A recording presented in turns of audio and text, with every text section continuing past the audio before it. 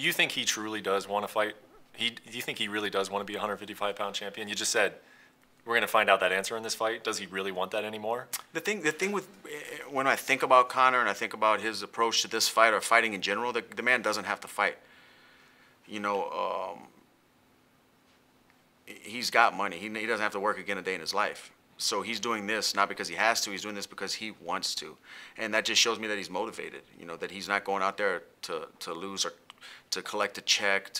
He's not showing up for work. He's showing up to try to prove to himself and the world that he's still the best, and that motivates me to show up my best, because the guy doesn't have to walk in there and fight. I mean, you know, he's doing this because he wants to. So that's a dangerous man right there. Yeah, and so you outlined what you think is motivating him. What's motivating you in this fight? The chance to set my family up, the chance to reach the goal that I set out in fighting, to be the world champion, to put my hands on gold, you know, not have an asterisk next to my accomplishment of becoming the UFC interim world champion for the rest of my life.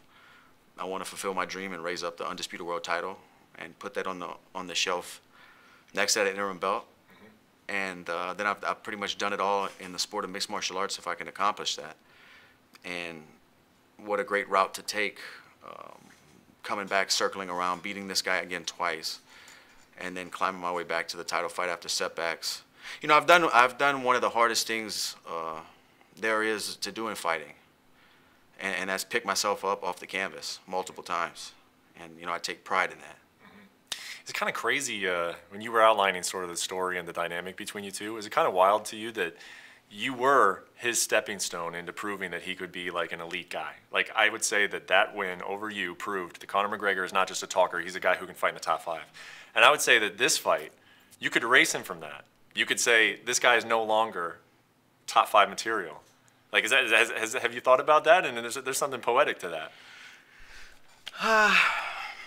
It's tough to say that, because I feel like the things he's done and his track record of the guys he's beaten, the way he's beat them, I don't know if he's ever really, you know, unless he goes on a streak where he loses 5, 6 fights in a row and getting finished left and right, the guy's always going to be near the top. You know, he's 1 win away from a title shot, 1 win away from cracking top 3, I think, at 45 and 55, as long as he laces up a pair of gloves. That's just reality of fighting and reality of his star power and the way he finishes guys. You know, me as a fan, removing myself from being in the mix with these guys, as a fan, I won't forget the way he put away Eddie and put away Jose Aldo and Chad Mendez and you know, all these guys.